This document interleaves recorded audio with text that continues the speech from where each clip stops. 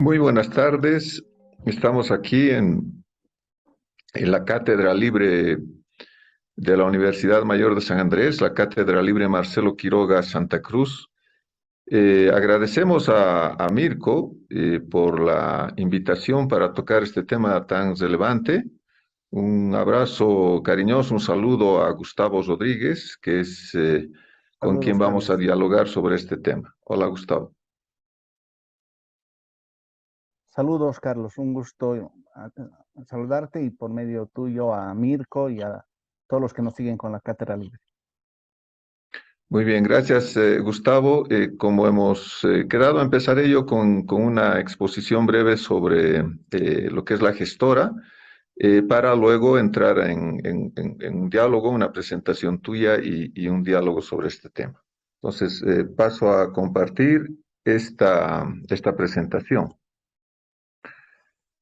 Bueno, la gestora pública de pensiones es una institución que ha sido creada en 2010 por la Ley 065, que ha sido la reforma, la ley de reforma del sistema de pensiones por parte del gobierno de Evo Morales. Como vemos aquí en esta línea de tiempo, la gestora ha tenido un accidentado nacimiento desde el 2010 y no entrará sino hasta mayo del próximo año, 2023, en pleno funcionamiento. Sin embargo, este año ya ha empezado con alguna actividad propia de las pensiones, de la administración de los fondos, porque sí está ya desde hace unos años manejando la administración del pago de la renta dignidad. Entonces tendremos como 14 años en realidad en que después de la reforma esté funcionando plenamente la gestora. Esto nos dice un poco de la eficiencia y de la velocidad con que se podrá administrar desde el Estado esta gestora. Vamos a ver qué es lo que hace la gestora. Las funciones de la gestora son básicamente las mismas que realizan las AFPs hasta hoy. La gestora es una empresa pública nacional estratégica, es decir, está inscrita como este tipo de empresas públicas creadas por la Ley 466 de la empresa pública. Como empresa pública nacional estratégica, tiene personería jurídica propia, tiene un patrimonio propio y está bajo tuición del Ministerio de Economía y Finanzas Públicas. Y como tal, también como estratégica, tiene por objeto la administración y representación de los fondos del SIP y la gestión de prestaciones, beneficios y otros pagos del SIP, es decir, las funciones que tienen las AFPs actualmente y que dejarán de tenerlas el próximo año. Entonces, repasamos, estas funciones son la administración de los registros de los asegurados, es decir, inscribirá y mantendrá un registro de cada uno de los afiliados, cobrará los aportes, pagará las pensiones y los otros beneficios que tiene el sistema, aparte de las pensiones. Administrará las inversiones de los fondos que tiene el sistema integral de pensiones, es decir, los fondos de vejez, fondo de riesgo y adicional el fondo de renta de vejez, que también forma parte del SIP desde el 2010. También tramitará los procesos por mora a las empresas, una cosa que está pendiente, que es un trabajo muy pesado, que estaba a cargo de las AFPs y que no lograron limpiar totalmente ese registro en mora. Y prestar, dice además, ya como una nueva función, otros servicios de recaudación a entidades públicas. Todo esto dice el estatuto de la gestora pública de pensiones, ¿no? Entonces el Estado le podrá dar otras funciones para recaudar fondos de otras entidades públicas. ¿Cuál es el financiamiento de la gestora pública? Por ley, la gestora tiene un patrimonio inicial que está determinado por el decreto 2248 de 2015, que dispuso un aporte del Estado de 80 millones de bolivianos con recursos del TGN. Sin embargo, como vemos, más adelante han habido algunos cambios en las normas por las que, aparte de estas fuentes iniciales, se ha creado una fuente en 2017 que es la de los fideicomisos o títulos valores crediticios. Y se ha estructurado un fideicomiso desde el Estado por 120 millones adicionales en 2017, también con recursos del TGN. Entonces, el patrimonio en realidad, con aporte del Estado, del TGN, ya serían los 200 millones de bolivianos. El financiamiento vendrá por la comisión del 0,5% que actualmente se paga a las FPs, que cada afiliado paga por la administración de su cuenta individual. Hay que recordar que esta comisión, según la ley 065, este monto, este porcentaje podría ser revisado cada 3 años. Este es un cambio, digamos, importante, tal vez el más importante en el tema del financiamiento, porque se anulan, se eliminan desde el momento en que entre a funcionar la GPS, la gestora, ya no percibirá las otras comisiones que perciben las AFPs, que tienen que ver con comisiones por las inversiones, por el manejo del portafolio de inversiones y por un descuento que se le hace por pago de jubilación a cada jubilado, ¿no? Que es del 1,31 que aparece en la boleta mensual de pensión que recibe cada afiliado jubilado. Esas comisiones dejará de percibirlas la gestora y solamente cobrará el 0,5. Hay que anotar aquí que el 1,31 que cobran actualmente por el pago de cada pensión mensual de cada afiliado, irá a sumarse a el líquido pagable de la pensión de cada afiliado, ¿no? Entonces recuperará ese 1,31 que le estaba descontando la FP. La otra fuente es la Comisión por la Administración del Fondo de la Renta Dignidad. Hemos dicho que ya está hace unos años administrando este pago la gestora. En 2021, el decreto 4585 incrementa esta comisión que era de 13 bolivianos por pago de la renta, de cada renta, se le incrementa 2,56 bolivianos más, ¿no? Lo que quiere decir que ya tenía alguna dificultad para administrar este pago, porque administra la gestora contratando o subcontratando otras entidades que deben pagar directamente en ventanilla, etcétera, al jubilado. Otras fuentes serán donaciones, aportes extraordinarios de empresas o de fuentes públicas, privadas, etcétera. También créditos y empréstitos públicos y privados, y decíamos ese fideicomiso del 2017. Esas son las fuentes de financiamiento. Ahora bien, la gestora, por ley, tendrá un patrimonio independiente del patrimonio de los fondos de pensiones, que es lo que está presentando ahora el gobierno como uno de los candados, ¿no? El candado número 1, que sería esta división de patrimonios, ¿no? Que no se mezclan entre los patrimonios propios de la gestora como empresa con el patrimonio de los fondos del SIP, ¿no? Es decir, que son los fondos del ahorro de los trabajadores y de los fondos con que recuperan en forma de renta los jubilados. Este patrimonio de la gestora será independiente, decíamos, y no debe afectar a los fondos del SIP. La ley 466 obliga a la empresa estratégica a tener o producir excedentes económicos. Esa es la diferencia entre una empresa estratégica y otras que no lo sean de las empresas públicas, es la principal. La ley 466 de empresas y la 2248 de creación de la gestora, además, admite la posibilidad de pérdidas. Por ello, dispone la obligación de constituir una reserva legal del 5% de utilidades anuales, ¿no? Entonces, por si hay una pérdida del patrimonio de la gestora como empresa, esta debe tener una reserva de 5% cada año. Además, en el estatuto dice que las utilidades implican una transferencia de recursos al TGN. como empresa pública está obligada a eso.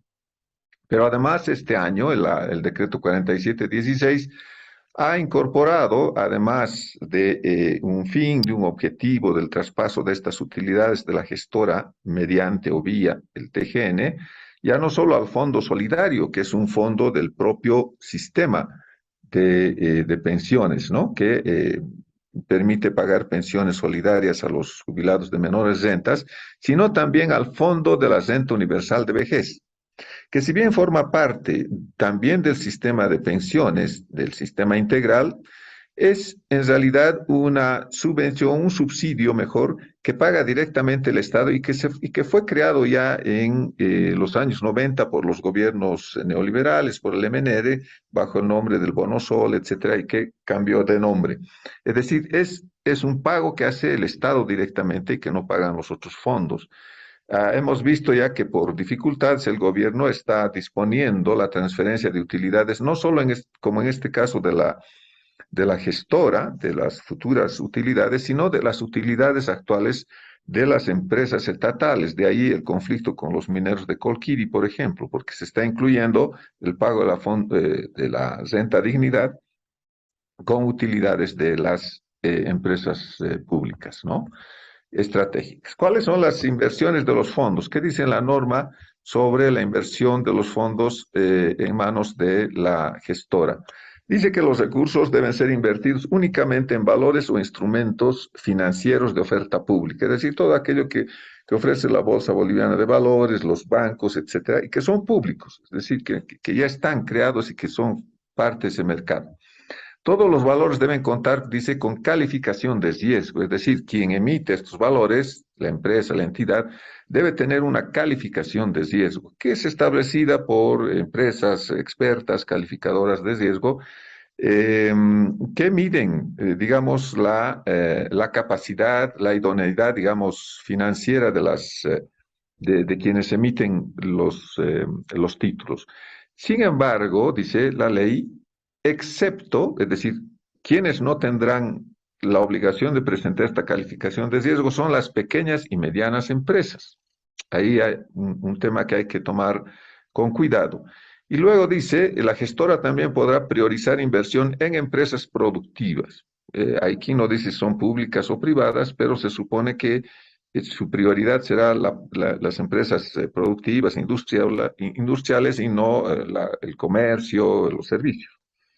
Además, la gestora podrá invertir en el extranjero hasta el 5% de cada fondo. Esas son, digamos, las determinaciones de la ley de pensiones que van a valer también para la gestora.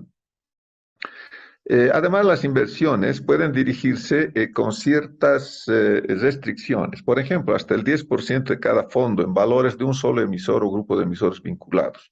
Entonces, si hay una entidad, una empresa, pongámosle una empresa de cervezas, etcétera, que emite unos bonos o unos títulos, esa empresa solamente, es decir, la AFP solamente puede invertir hasta un 10% de cada uno de los fondos que administra en esos valores de esa empresa. No puede pasar ese 10% de ese solo emisor, ¿no?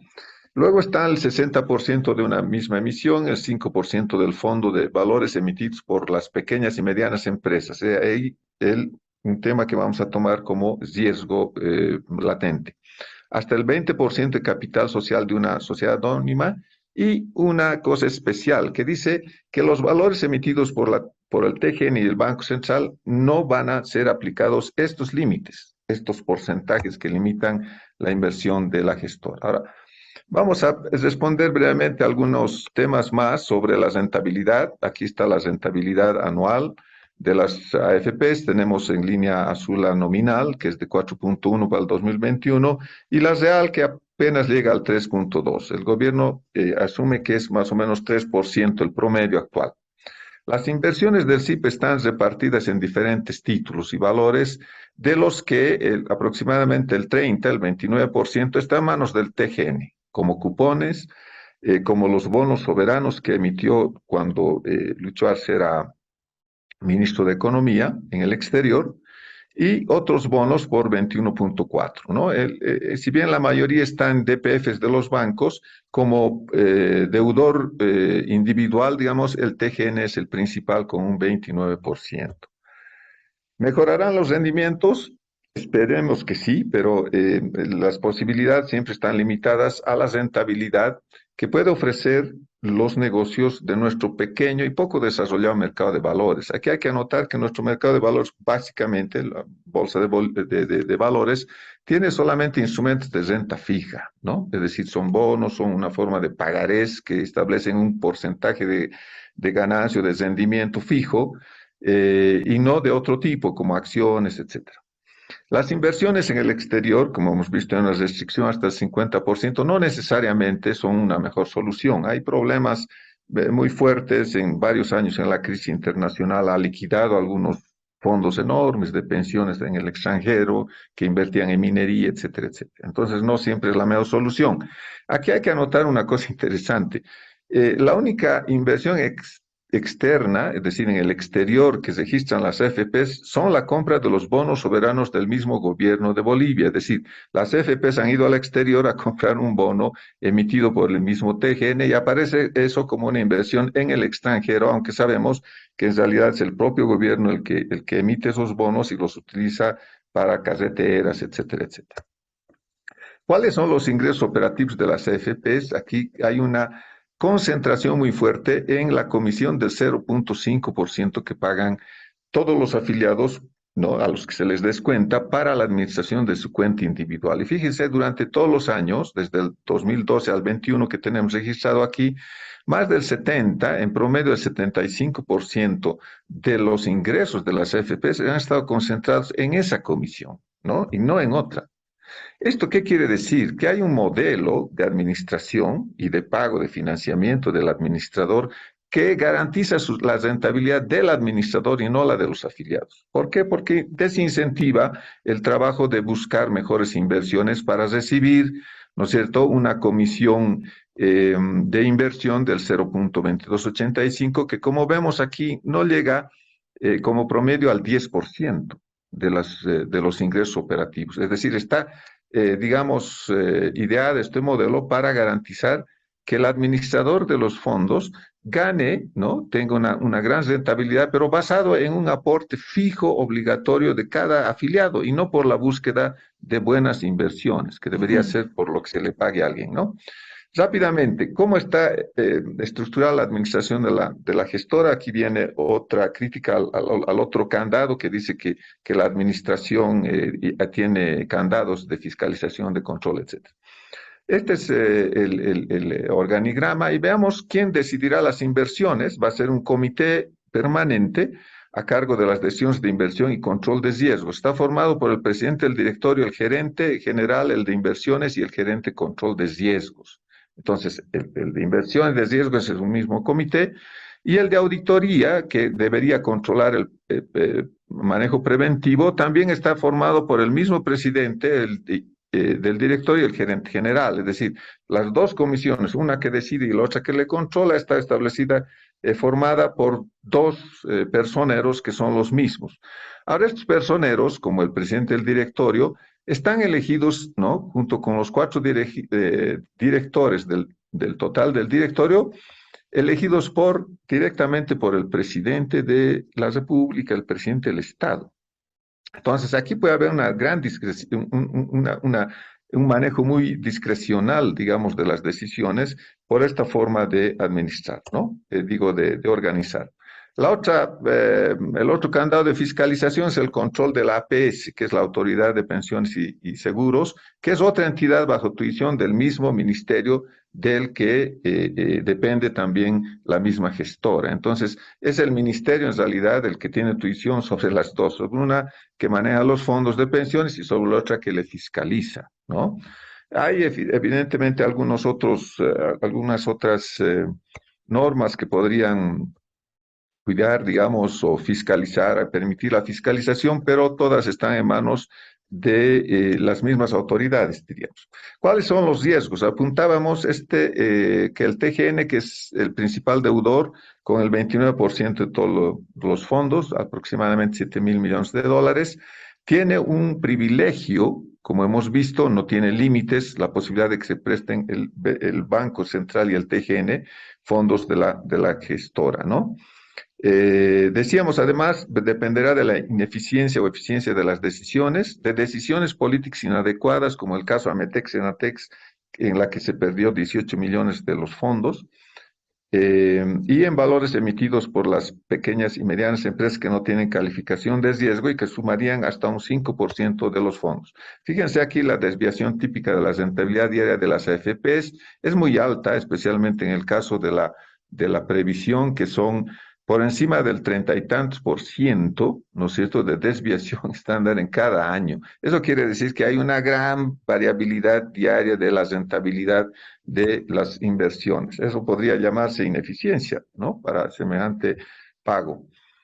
Bueno, el caso de Ametex y Enatex, aquí hay algunos antecedentes, pero en realidad lo que es importante es que estos bonos de una empresa que estaban en la Bolsa Boliviana de Valores por muchos años fueron perdiendo su calidad, su calificación, digamos, la quesencia de las AFPs, que eran las que habían prestado a esta empresa y que vieron de palco, digamos, cómo se caía el valor de estos bonos que eran parte de las inversiones de los fondos de pensiones. Y llegó el momento en que una decisión del gobierno liquidó esta empresa, creó una nacional y se perdieron los activos, se vendieron a favor de esta nueva empresa pública Enatex y las AFP se quedaron sin poder cobrar.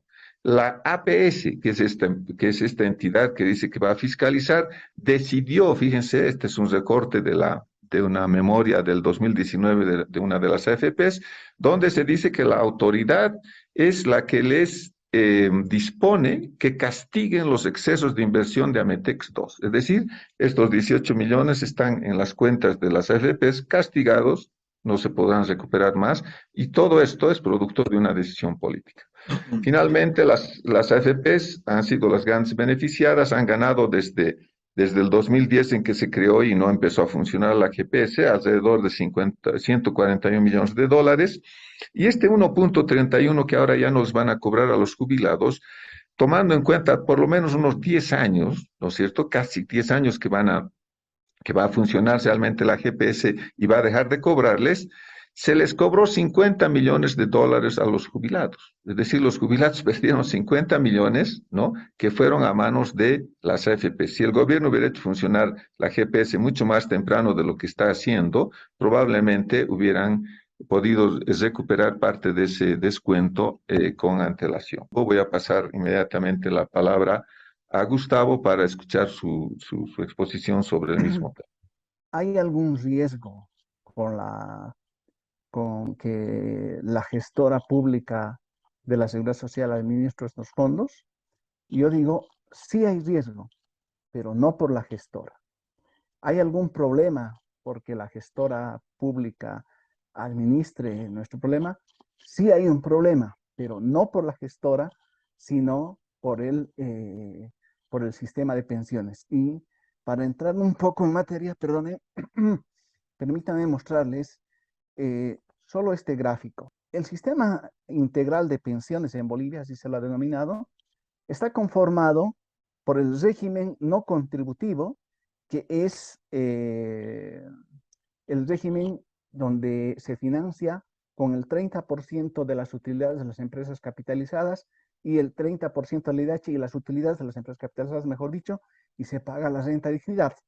Tenemos también el régimen contributivo, que es donde va nuestro 10%, a todo el 10% que nosotros contribuimos va a este fondo, y de ese fondo se nos paga un determinado monto de pensión, una fracción de la pensión, y han creado el régimen semicontributivo, que es de donde se paga la fracción solidaria que ayuda a conformar la pensión solidaria de vejez. Entonces, tenemos en Bolivia estos tres regímenes, que tenemos en total 5 fondos de pensiones, y estos fondos están determinados, gestionados, administrados de la siguiente manera. Primero, en la parte superior de todo el sistema está el Ministerio de Economía y Finanzas Públicas. Es decir, el Ministerio de Economía y Finanzas Públicas es quien decide, por ejemplo, ¿no? ¿Qué se van a hacer con las inversiones? El reglamento de inversiones, por ejemplo, es aprobado, hay una ley, un decreto que es discutido, decidido por el Ministerio de Economía y Finanzas y Pensiones. ¿Quiénes son los beneficiarios? ¿Qué políticas de pensiones, de crecimiento, de ampliación se va a utilizar para que el sistema de pensiones crezca, por ejemplo? Lo define el Ministerio de Economía y Finanzas. Debajo del Ministerio de Economía y Finanzas está la Autoridad de Fiscalización y Control de Pensiones y Seguros, ¿no? La APS. Esta Autoridad de Fiscalización y Pensiones de Seguro en Bolivia en realidad hace algo más que fiscalizar, algo más que regular. Incluso les dice a las AFPs qué formulario van a usar, ¿no? En la oficina de la APS se hace un formulario X, por ejemplo, para migrar de una AFP a otra, y ese formulario prácticamente por ley lo tienen que aplicar las AFPs. ¿Qué quiero decir con esto? Eh, y por ejemplo, ¿cómo se va a calcular cómo se va a calcular una pensión de vejez? Lo define el Ministerio de Economía en la parte general, y en la parte específica lo define el Ministerio de Economía y Finanzas, lo define la Autoridad de Fiscalización y Control de Pensiones, la APS. Aquí, por ejemplo, se define la fórmula general, y aquí las tablas de mortalidad y todo eso, ¿no? Ahora, debajo de esto viene las AFPs. Esta es la estructura jerárquica con la cual se gestiona todo el sistema de pensiones en Bolivia. Todo el sistema de pensiones se gestiona con esto. Las AFPs lo que hacen es recibir el dinero, eh, perseguir la mora de la gente que no ha pagado, de las empresas que no han hecho los aportes, e invertir ese dinero de acuerdo a la ley, de acuerdo a los reglamentos y a los límites que nos ha mostrado Carlos, que los define el Ministerio de Economía y los concretiza la APS, ¿no? Ninguna AFP puede hacer ninguna cosa que no sea lo que dice el Ministerio, ¿no? Ahora, ¿cómo se va a calcular pensiones? Dónde van a invertir? ¿Cómo lo van a hacer? No, las AFPs tienen un poco margen de acción para definir más allá de lo que está definido por las autoridades políticas y por las autoridades de gestión del sistema de pensiones. ¿Y por qué estoy mostrando esto? Porque hoy día el lío que ha surgido, el reclamo que ha surgido de los mineros de Huanún y de Colquiri, está porque en vez de la AFP Previsión y en vez de la AFP Futuro, va a entrar desde mayo plenamente la gestora pública de pensiones. ¿Qué quiero decir con esto? Los mineros de Huanuni, y bueno, y ahora los maestros rurales, los cooperativistas mineros también se están oponiendo a que pase esto a manos de la gestora, los maestros urbanos, etcétera, etcétera, todos ellos que están oponiendo a que pase la gestora, se están haciendo lío por esta administración y no por la gestión de todo el sistema de pensiones. Y los mayores problemas no están en la administración, los mayores problemas están en la gestión del sistema, es decir, en la definición política de cómo va a funcionar el sistema de pensiones y en la concreción de esas medidas en lo específico. Solo para poner un ejemplo, si esto fuera, por ejemplo, una empresa, ¿no? Uno tiene un gerente, ¿no? Luego tiene un contador y luego tiene un cajero. Es como si estuviéramos haciendo lío al cajero, a los cajeros de una empresa, y no al gerente, que es el que gestiona todo el sistema. Entonces, dicho esto, vuelvo a la pregunta inicial. ¿Hay un problema con que la gestora se haga cargo de nuestros aportes? Y mi respuesta es sí. El problema es que la gestora no va a poder resolver los principales problemas y riesgos que va a enfrentar el sistema de pensiones, que está enfrentando y que va a enfrentar el sistema de pensiones. Permítanme, por ejemplo, el primer problema. El primer problema tiene que ver con la baja rentabilidad. De todos los problemas que hay en el sistema, uno de los principales es la baja rentabilidad. Eh, el gerente de la gestora ha salido a decir que ellos van a garantizar un 4% de rentabilidad por encima del 3% que está garantizando o que están consiguiendo en este momento las AFPs. Ojo, se está refiriendo a la rentabilidad nominal, no a la real, porque la real hoy día está levemente arriba del 2%. Entonces, si es así, esto hay que dividir, ver el efecto de esta rentabilidad en dos grupos, entre los jubilados y entre los no jubilados. Entre los jubilados, a los jubilados se les calcula su pensión con una tasa de descuento del 5%, es decir, uno que está jubilando deja su capital y le calculan con una tasa de descuento del 5%, ajustada hacia arriba por las probabilidades de mortalidad, ¿no? Y eso significa que están esperando conseguir un 5% de rentabilidad para que esta pensión no baje. Si el gerente está diciendo que va a conseguir 4% de rentabilidad, lo que en realidad está diciendo es que la pensión va a bajar. Y de hecho, los últimos 15 años, desde que Evo Morales se ha hecho cargo del gobierno, la rentabilidad del sistema de pensiones ha sido menor al 5% y los últimos 15 años los montos de pensión que a cada persona le toca con su capital acumulado han ido disminuyendo.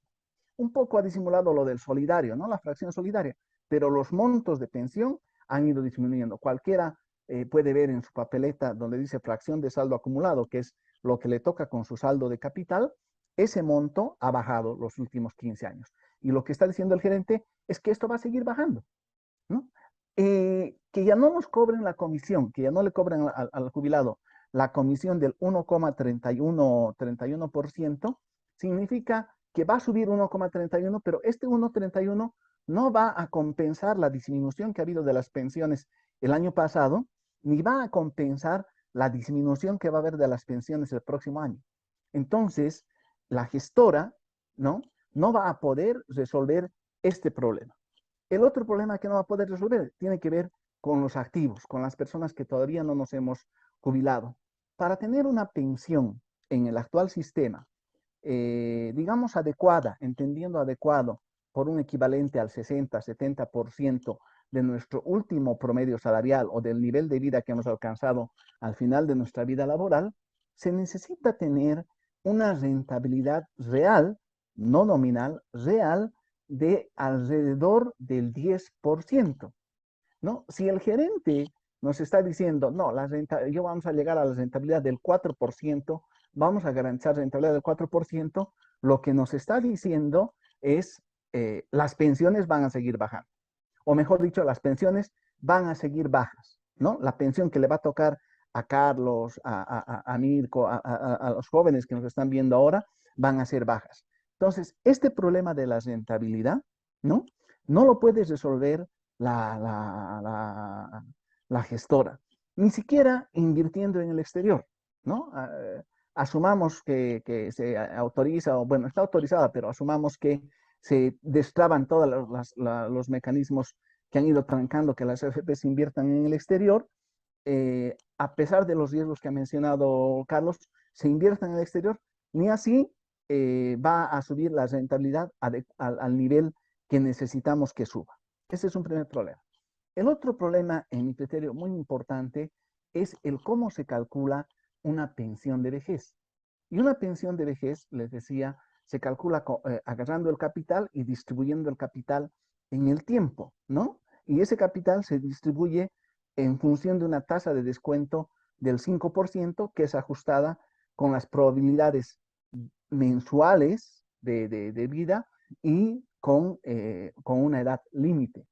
¿Cuál es el problema? El problema es que las probabilidades de vida o de muerte que se aplican en la tabla boliviana no son correspondientes con la realidad boliviana, porque utilizamos una tabla de mortalidad que no es la boliviana, es una tabla de mortalidad copiada de una anterior de Colombia que tiene mayores niveles de vida que en Bolivia, mayores probabilidades de vida que en Bolivia. Entonces, eso hace que al ver mayores probabilidades, al plantear mayores probabilidades de vida, se reserve más dinero para el futuro, un futuro incierto, que para el presente y por lo tanto las pensiones sean bajas.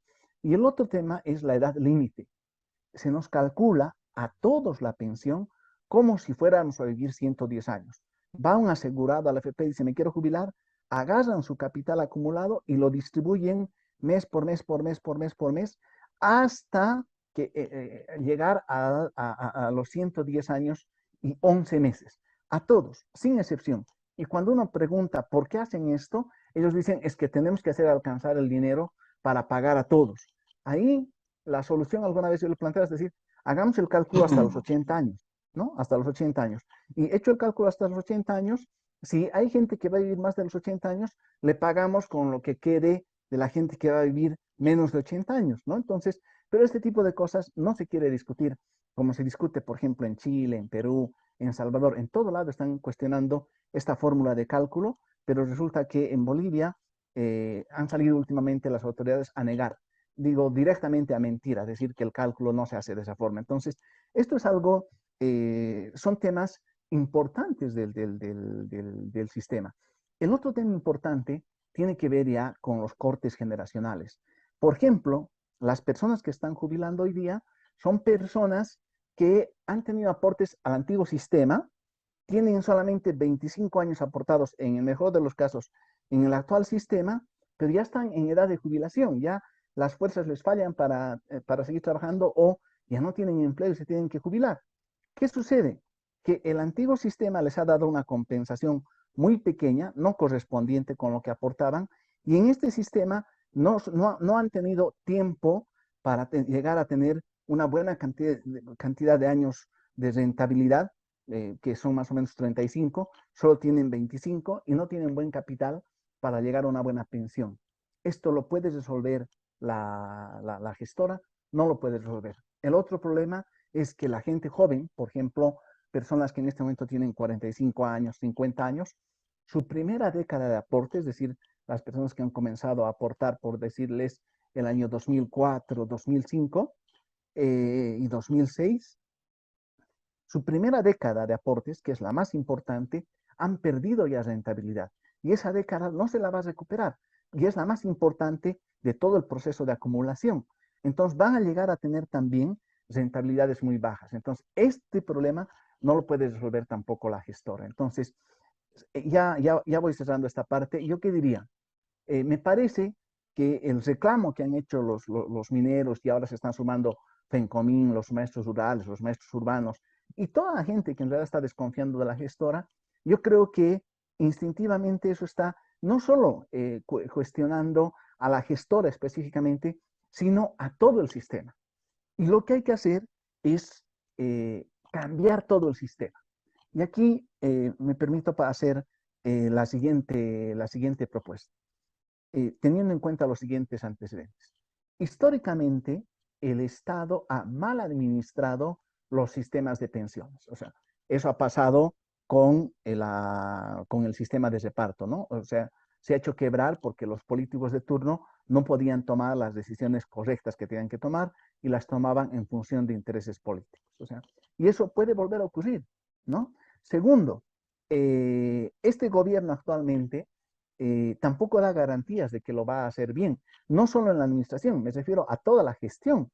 Por ejemplo, ustedes recordarán que el año 2013 Evo Morales intentó sacar una norma para crear una especie de subfondo dentro del mismo fondo de pensiones que vaya a transferir dinero a los agroproductores. Era algo completamente ilegal, pero estaba dispuesto a hacerlo, ¿no? O la ineficiencia que nos ha hablado Carlos para formar la gestora. Entonces, todos estos elementos hacen desconfiar plenamente de la gestión del Estado respecto del sistema de pensiones. Y, como dice un amigo, dice, los fondos de pensiones tienen todos los candados posibles para protegerlos, pero todas las llaves las tiene el gobierno. ¿Cuál es la forma de solucionar esto? En mi criterio, la forma de solucionar esto es que el sistema debiera ser autónomo, ¿no? Algo así como las universidades. El sistema de seguridad social de largo plazo y de corto plazo en Bolivia debería ser autónomo. ¿Por qué autónomo? Eh, por dos razones. Uno, para que no dependa de los intereses de corto plazo de los gobiernos que vayan a ingresar. Incluso asumiendo que este gobierno lo haga bien, cosa dudosa, por cierto, nadie nos garantiza que los otros gobiernos administren bien el sistema de pensiones. Entonces, lo mejor es que sea autónomo y que los que vayan a administrar este sistema de pensiones sean electos, autoridades electas por los mismos trabajadores o aportantes al sistema de pensiones. Es que si no, vamos a seguir en este vaivén de que se administra mal el sistema. La otra razón por la que es importante que el sistema sea autónomo es porque son recursos que ahorramos todos los trabajadores a largo plazo. Y en el largo plazo se necesitan tomar decisiones estratégicas de largo plazo y se necesita concretar esas decisiones en el mediano y largo plazo. Entonces, eso no se puede hacer si hay prioridades políticas de corto plazo. Por ejemplo, una de las prioridades políticas de corto plazo del actual gobierno, de Evo Morales y del actual gobierno, es dar la sensación de que el modelo económico, social, comunitario, productivo, ese nombre tan largo, funciona bien porque hay estabilidad, ¿no? Y para garantizar estabilidad, uno de los factores es que el dinero de los trabajadores esté en la economía a baja rentabilidad, es decir, a tasas de interés bajísimas. Cuando los economistas dicen, el modelo ha tenido cierto éxito porque ha recibido el beneficio de los precios altos de de los hidrocarburos y los minerales, están diciendo solo una parte. La otra razón por la que este modelo, entre comillas, del gobierno ha funcionado es porque se ha sostenido con el dinero de los trabajadores. Y ahora se está sosteniendo con el dinero de los trabajadores. Cada mes nosotros aportamos casi 1.000 millones de bolivianos que se introducen en la economía, van al sistema financiero y por ese dinero prácticamente no nos dan ninguna rentabilidad. Y la tercera razón, con esto termino, para la tercera razón para hacer autónomo el sistema es que es necesario que reflexionemos seriamente en cambiar el sistema de pensiones. Hoy día tenemos un sistema de pensiones básicamente de capitalización individual y el sistema solidario es un sistema solidario insuficiente. Es una solidaridad a medias y como las verdades a medias no son pues verdades, ¿no? Es completamente insolidario el sistema que tenemos. Hay que pensar seriamente en pasar a un sistema plenamente solidario. Eso es volver al sistema de reparto y para eso hay que trabajar. ¿Y cómo podríamos hacerlo? Comenzando porque el sistema sea completamente autónomo. Ahí termino. Muchas gracias. Bueno, me parecen puntualizaciones muy interesantes las de Gustavo, que es apuntar a la debilidad, a las limitaciones del propio sistema antes que a una institución como la gestora. Sin embargo, yo creo que sí, la gestora es observada por una realidad concreta, es decir, quien va a administrar, por eso estos 5 candados, etcétera, y que tienen a las llaves el mismo gobierno, el mismo Estado, están mostrando que en realidad los riesgos van a venir de decisiones que están probablemente por fuera, que están ya, digamos, definidas por la PS, que es al mismo tiempo su fiscalizador, etcétera. Efectivamente va a ser así. Pero además hay un contexto. El gobierno tiene dificultades enormes fiscales, ¿no? Es prácticamente un gobierno insolvente, un fisco insolvente. Por eso es que está buscando, por ejemplo, para cubrir la renta dignidad, una serie de fondos que vienen de las empresas estratégicas. Hubo inclusive, se filtró un anteproyecto de ley, si recuerdas, que se planteaba un aporte adicional que llegaba incluso a empresas de telecomunicaciones, etcétera. El gobierno desmintió, pero en realidad nunca digo que se encontró la mano que filtró. Bueno, esas debilidades de la gestora tienen que ver con el propio modelo de este sistema. Ahora, lo grave es que la gente puede estar creyendo o teniendo esperanzas en que mejore la cosa con la gestora. Y hemos dicho, en realidad, las posibilidades de rentabilidad tienen que ver con un mercado muy pequeño, etcétera. Ahora, esas posibilidades de mejorar la renta tendrían que venir por un cambio del financiamiento de la misma renta, porque nadie puede creer también que en este sistema, con unos bancos que te pagan tan poquito, etcétera, que son los rendimientos al final de las inversiones, puedas tú garantizar una renta vitalicia, ¿no? Con un 10% de aporte. Entonces, de lo que se trata es de volver a el aporte tripartito, al aporte del Estado, ¿no? No solo como empleador, sino como Estado. Como decía, en realidad, la ley de seguridad social, el Código de Seguridad Social. Este privilegio de prestar sin límites es el mayor riesgo, en mi criterio, porque no va a poder resistirse la gestora. Un gerente, un directorio elegido por el presidente no le va a poder decir no cuando quiera prestarse el 100% de una emisión del mismo TGN, porque no hay límites, según la ley. Para un privado sí, pero para el Estado no. Entonces, un Estado en dificultades va a echar mano de esto, ¿no? Va a cometer, además, en mi criterio, es posible que cometa mayores ineficiencias en la inversión, también ajustado por estas emergencias, ¿no? Por estas dificultades. ¿Cómo son estas inversiones en empresas públicas, en estos elefantes blancos que conocemos, ¿no?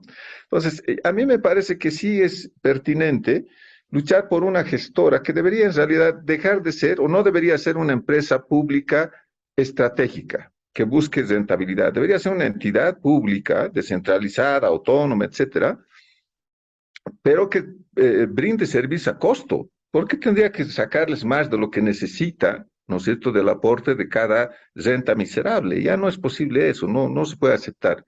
Segundo, que haya un control efectivo de los afiliados, es decir, ellos son los que tienen que controlar dónde se invierte, por qué se invierte así, a quién se le presta, etcétera. Obviamente con un sistema de profesionales de calidad, etcétera, que estén a cargo de la administración, pero bajo ese control, ¿no? A mí me parece que eso es fundamental. Entonces, yo creo que sí vale la pena que estas movilizaciones, esta lucha de los afiliados, de los sectores, apunten a la gestora, porque como tú mismo dices, cuestionando estas estructuras, ¿no es cierto? Y este caso, por ejemplo, del modelo de administración que les premia con el 0,5, que les garantiza que van a tener rentabilidad, así estén sentados en sus sillones sin mover un dedo para invertir nada, van a tener rentabilidad. Las FPs han ganado 150 millones por año, esta gestora sin cobrar los otros comisiones ganará 100, estarán bien sentados, ¿no? Entonces, yo creo que sí, hay que empezar por algo que es cuestionar esta gestora, pero cuestionar, como tú dices, estoy totalmente de acuerdo, el conjunto de este sistema, con las cosas que tú has anotado, ¿no? Con esos parámetros, etcétera, y las formas que han ideado. Eso me parece fundamental, eso quería acotar. Ya, Carlos.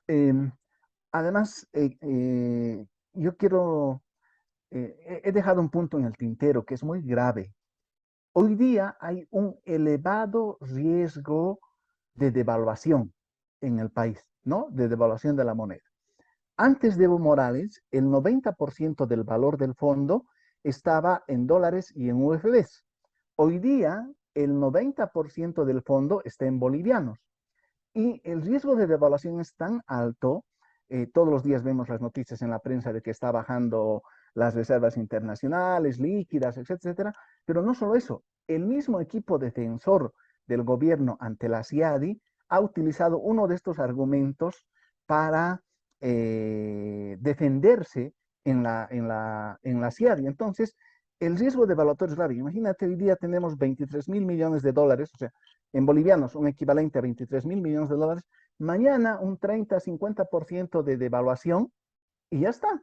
Adiós el ahorro de años y de millones de trabajadores bolivianos. Entonces, esto lo puede resolver la gestora, ¿no? No lo puede resolver. O sea, no tienen ni voz, ni voto, ni nada en esto. Entonces, yo he hecho todo esto, en realidad donde estoy intentando llevar las aguas, Carlos, es a que los mineros, los maestros, los de FENCOMIN, todos los que nos estamos movilizando ahora a partir de la gestora, lleguemos a movilizarnos para cuestionar el sistema, para pedir, por ejemplo, que haya mantenimiento de valor, ¿no?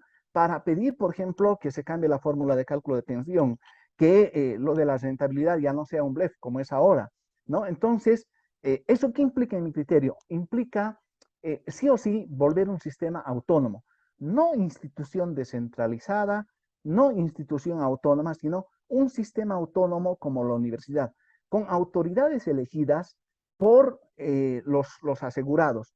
¿Y por qué no control social o no, como dicen nuestros ex compañeros, control obrero colectivo, ni nada de esas cosas? Porque no son suficientes. O sea, en el control obrero colectivo, en el control social, no se tiene el poder. Lo que yo estoy planteando es que los trabajadores tengan el verdadero poder sobre todo el sistema, y eso es que el sistema sea autónomo, algo similar a la universidad. Ahora, la autonomía no es una garantía de que las cosas van a ir bien, pero por lo menos nos va a dar mayor margen de acción para que efectivamente haya control ciudadano, control obrero colectivo, control social, lo que queramos llamarle, ¿no? Pero tendríamos que apuntar a eso. Y lo otro que habría que hacer urgente es apuntar a cambiar sí o sí el sistema. Hoy día, Carlos, eh, al depender nuestra pensión de la rentabilidad, en realidad no somos asegurados, en realidad somos inversores, ¿no? Si va a haber buena rentabilidad, vamos a tener buena pensión. Si va a haber mala rentabilidad, vamos a tener mala pensión. En cambio, en los sistemas solidarios te garantizan una pensión, te dicen por 20 años 50%, por 30 años 65, 70, en fin, y eso se discute, ¿no ve? Independientemente de cómo haya ido la rentabilidad, la economía, etcétera, etcétera, llegas a tu vejez con una pensión garantizada. Entonces, es decir, con un derecho.